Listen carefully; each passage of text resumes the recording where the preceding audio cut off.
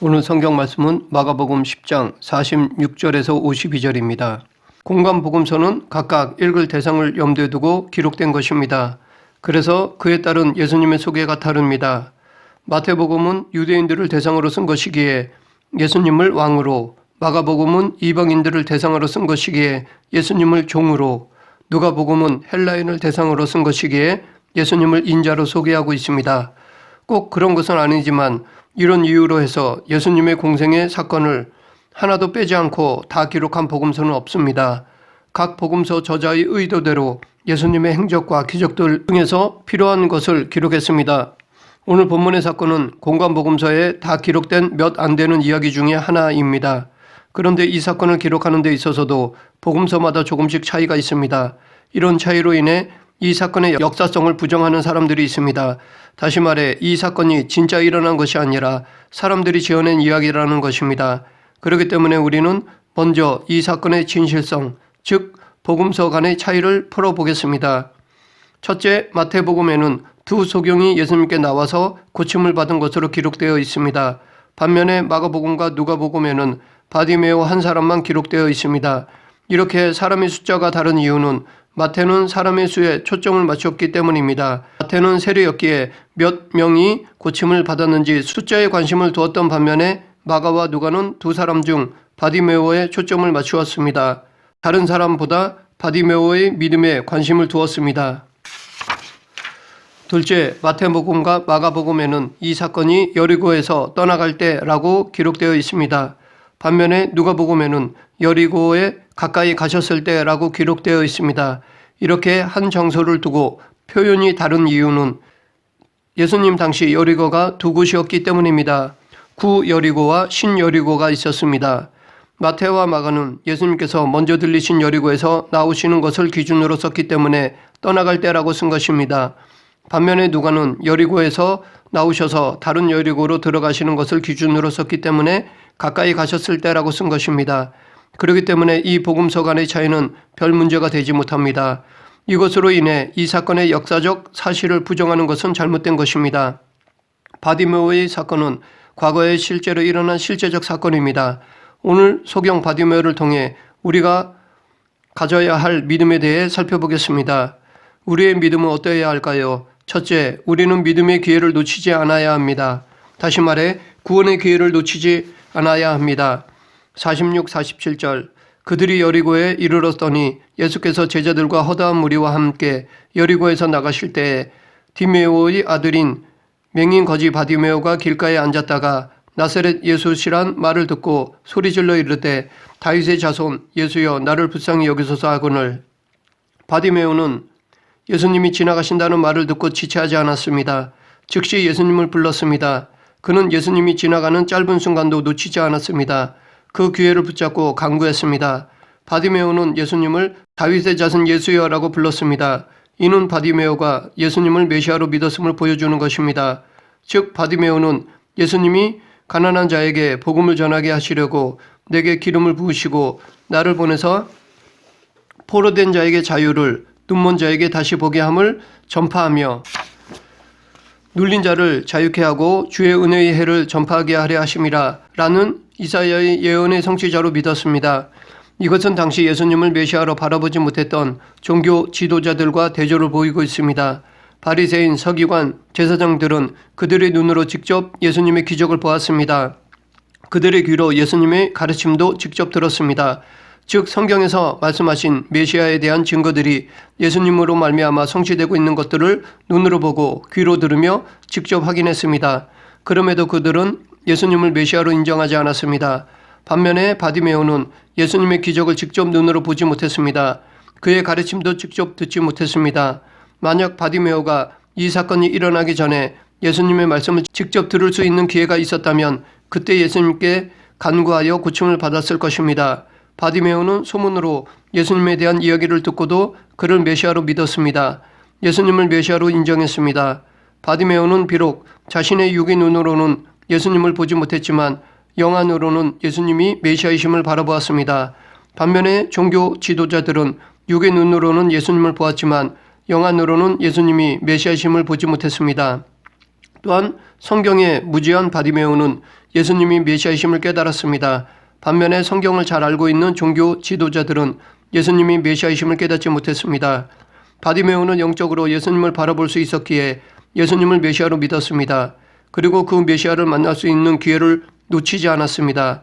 다시 말해 구원의 기회를 놓치지 않았습니다. 반면에 종교 지도자들은 지식으로는 알고 있었지만 영적으로 깨어있지 못했기에 예수님을 메시아로 믿지 않았습니다. 그들은 예수님을 죽임으로 구원의 기회를 버리고 말았습니다. 구원의 기회는 항상 열려 있지만은 않습니다. 지금 우리가 보기에 항상 열려 있는 것처럼 보이지만 언젠가는 그 문이 닫혀 다시는 들어갈 수 없을 때가 옵니다. 마치 5 처녀가 기름을 준비하지 못해 혼인잔치집에 들어가지 못했던 것처럼 구원의 문이 닫히는 그런 날이 올 것입니다. 그렇기 때문에 지금 우리도 기회가 있을 때 예수님을 영접해야 합니다. 예수님을 믿고 구원을 얻어야 합니다. 계속해서 우리의 믿음은 어떠해야 합니까? 둘째, 믿음이 흔들리지 않아야 합니다. 어떤 환경과 여건 속에서도 이겨내야 합니다.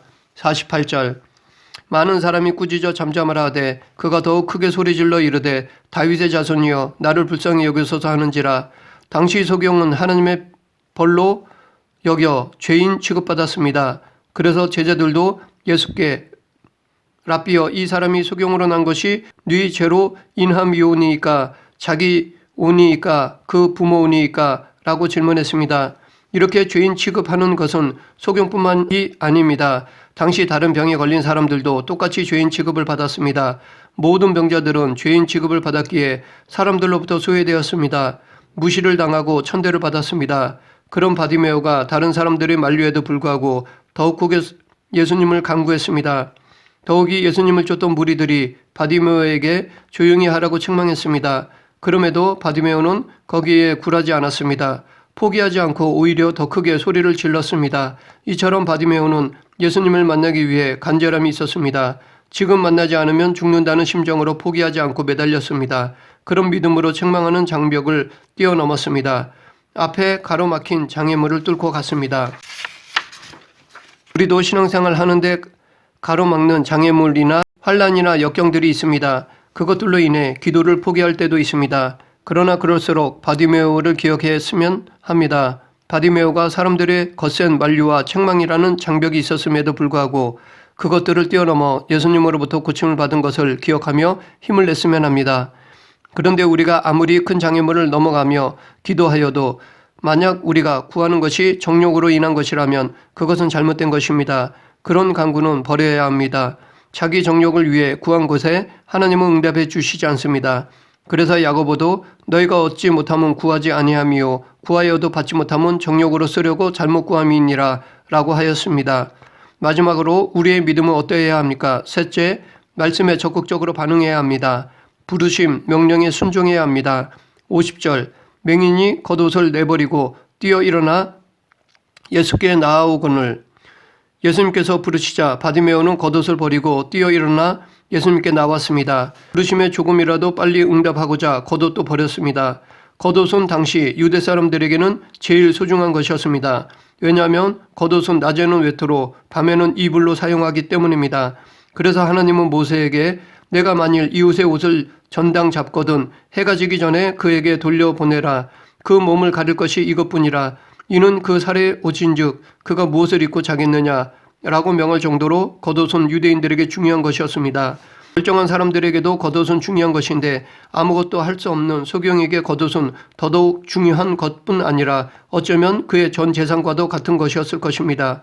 바디메오는 그렇게 중요하고 소중한 것을 버리면서까지 예수님께 나아갔습니다. 이처럼 소경 바디메오는 예수님을 만나기 위해 자기의 가장 소중한 것을 버렸습니다. 예수님을 만나기 위해 자기의 전부를 버렸습니다. 그리고 지체 없이 예수님께 나왔습니다. 바디메오가 이렇게 할 수 있었던 이유는 예수님이 메시아이심을 믿었기 때문입니다. 메시아로서 치유의 능력을 확신했기 때문입니다. 예수님이 자기의 눈을 뜨게 해주실 줄 확신했기 때문입니다. 그렇기 때문에 자기의 모든 것보다 예수님을 더 소중하게 여길 수 있었습니다.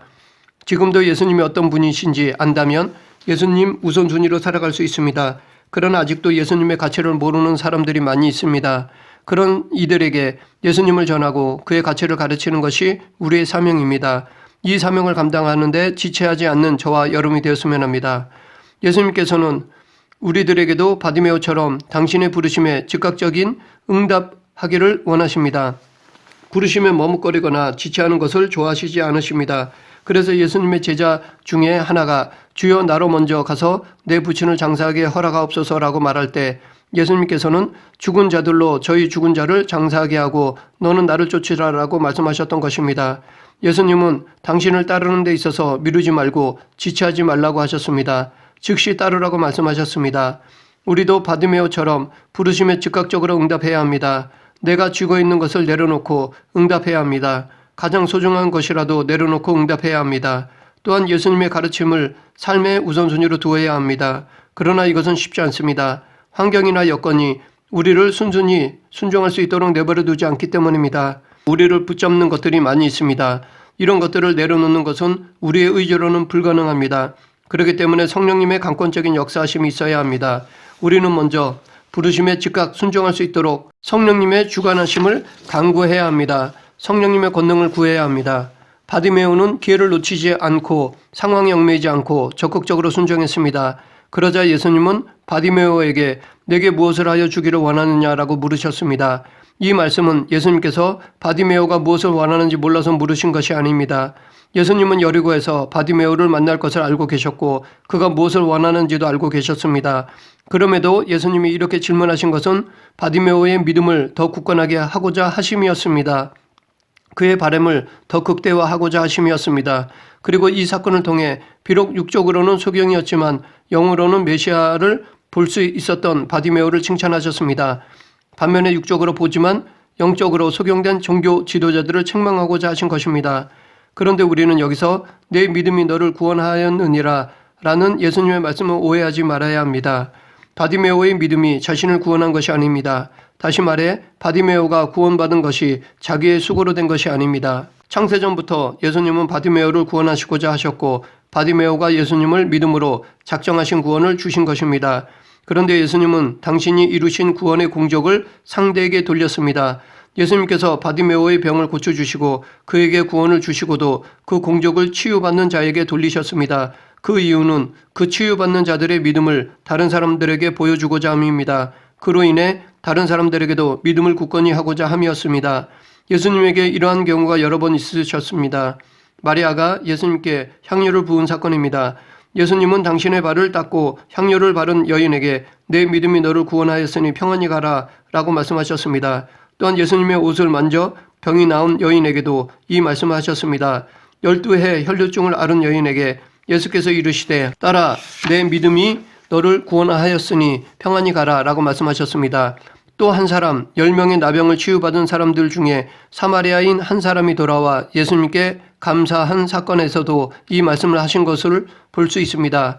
일어나 가라 내 믿음이 너를 구원하였느니라. 이처럼 예수님은 자신을 드러내기보다는 공적을 상대에게 돌렸습니다. 겸손히 헌신하는 자 또는 고침받은 자의 믿음을 높여주셨습니다. 고침을 받은 그들의 믿음을 세상에 드러내셨습니다. 하나님은 전지하심에도 불구하고 사람의 믿음을 확인하십니다. 왜냐하면 그렇게 확인하심으로 다른 사람들에게 그의 믿음을 보여주시기 위해서입니다. 다른 사람들에게 믿음의 본을 보여주기 위해서입니다. 예수님도 믿음을 칭찬하심으로 그의 믿음을 다른 사람들에게 보여주셨습니다. 여기서 우리는 예수님의 겸손하심을 볼 수 있습니다.